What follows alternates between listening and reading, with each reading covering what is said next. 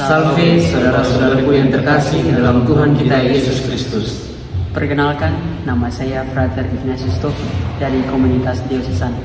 Perkenalkan, nama saya Frater Benedictus Karol Ohlejaan dari komunitas diocesan. Perkenalkan, nama saya Frater Efraim Dahanwarat dari komunitas diocesan. Perkenalkan, nama saya Edgar Christopher Pascalantang dari komunitas KTKT. Kami mahasiswa aktif dari Sekolah Tinggi Filsafat Seminari Pineleng. Pada kesempatan ini, kami ingin memberikan katekese mengenai ajaran iman tradisi Gereja Katolik, yaitu doa Bapa Kami.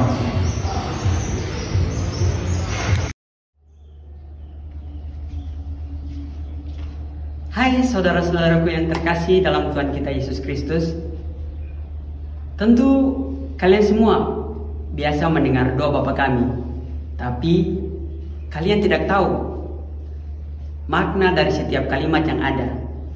Jadi, doa Bapa Kami adalah doa yang sangat dikenal dan sering diucapkan oleh umat Kristiani, terutama umat Katolik. Doa ini diajarkan langsung oleh Yesus Kristus kepada murid-muridnya dalam Matius bab 6 ayat 9 hingga 13. Dan doa ini dianggap sebagai doa yang paling sempurna. Pada doa Bapa Kami terdapat beberapa poin besar, yakni pengantar, pujian, permohonan, dan penutup yang akan kami terangkan sesuai dengan doa tersebut. Yang pertama, pengantar. Bapa Kami yang ada di surga. Kalimat inilah yang mengawali doa Bapa Kami. Dengan menyebut Bapa Kami, maka dinyatakan bahwa Allah bukanlah Allah yang sangat jauh dari manusia, tetapi Allah yang sangat dekat dan akrab dengan manusia. Dalam Perjanjian Lama menyiratkan dan menyuratkan posisi Allah dan berada dalam suatu tempat yang jauh di sana dan sangat sakral, tak boleh ternoda oleh apapun juga, apalagi dosa dan kedagingan manusia. Menyebut nama Allah tidak layak bagi manusia Perjanjian Lama. Allah hanya bisa berkontak dengan para utusannya seperti para nabi. Namun pada Perjanjian Baru, terutama dengan kehadiran Yesus Kristus, pandangan tersebut terhadap Allah yang maha jauh ini diubah dengan pembuktian dalam diri Yesus bahwa Allah sangat dekat dan bahkan ada dalam diri setiap orang yang melaksanakan kehendaknya.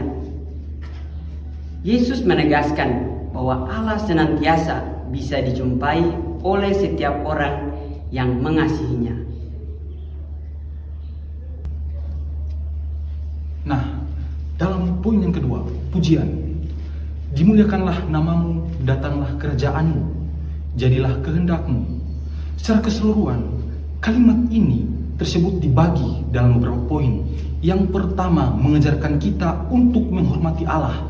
Kita mengakui bahwa Allah raja dari segala raja dan layak untuk dimuliakan. Allah yang kita imani sangat layak untuk kita muliakan dalam kehidupan kita. Dengan doa ini, saya akan lanjut mengenai poin yang berikut, ialah menerima kehendak Allah. Kita menyerahkan hidup kita kepada Allah dan percaya bahwa rencananya adalah yang terbaik untuk kita. Segala sesuatu yang kita doakan dalam doa Bapa Kami adalah rencana. Rencana yang telah kita pikirkan dalam kehidupan kita akan kita doakan dalam doa ini, sehingga doa ini bisa membantu saudara-saudari untuk selalu mengimani apa yang diberikan oleh Allah. Kita dipanggil untuk menjadi saksi Kristus dan membawa kasih-Nya kepada dunia. Yesus sering mengatakan bahwa siapa saja yang meminta sesuatu dalam nama Allah akan dikabulkannya. Dalam poin yang ketiga, permohonan. Berilah kami rezeki pada hari ini, dan ampunilah kesalahan kami seperti kami pun mengampuni yang bersalah kepada kami. Dan janganlah masukkan kami ke dalam pencobaan, tetapi bebaskanlah kami dari yang jahat. Pada bagian ini, terdapat beberapa makna yang wajib kita ketahui. Yang pertama adalah berserah diri kepada Tuhan. Kita mengakui bahwa segala sesuatu berasal dari Tuhan dan kita membutuhkannya dalam setiap aspek kehidupan, baik aspek kepribadian, aspek secara keseluruhan yang kita jalani dalam kehidupan kita sehari-hari, dalam hidup berkomunitas, hidup berkeluarga, semuanya kita satukan sebagai wujud doa dalam bentuk universal kepada Tuhan. Apapun yang kita butuhkan, baik itu rezeki maupun pengampunan dosa, itulah yang dimaksudkan dengan sebuah permohonan, wujud permohonan kepada Tuhan. Yang berikut adalah mengampuni sesama. Kita diajarkan untuk memiliki hati yang memaafkan, belas kasih yang muncul dari dalam diri kita, sehingga tidak menyimpan dendam pada siapapun, meskipun itu adalah musuh kita. Pada kesempatan ini, pada poin berikut ini, kita masuk pada kalimat-kalimat penutup dalam doa Bapa kami, yakni, sebab Engkaulah Raja yang mulia dan berkuasa, kini dan sepanjang segala masa. Dengan mengungkapkan pernyataan ini atau kalimat ini, kita menyatakan keyakinan kita bahwa Tuhan adalah sumber segala kuasa. Segala sesuatu yang ada dan terjadi di dunia ini berada di bawah kendali Tuhan. Tuhan layak menerima pujian karena kekuasaan dan kemuliaannya. Tuhan layak untuk dipuji dan dimuliakan. Doa kita didengar karena Tuhan adalah Raja yang Maha Kuasa. Kita percaya bahwa Tuhan kita akan mendengarkan dan menjawab. Refleksi atas doa Bapa kami, yakni bahwa doa Bapa kami adalah doa yang lebih dari sekedar rangkaian kata-kata.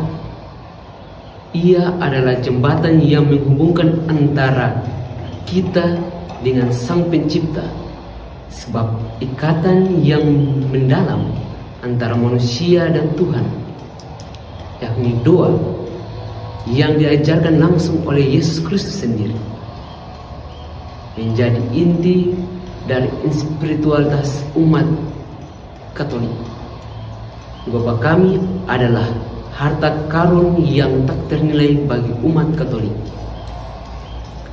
Dengan merenungkan dan mempraktikkan doa ini, kita dapat semakin dekat dengan Tuhan dan menemukan kedamaian batin yang sejati.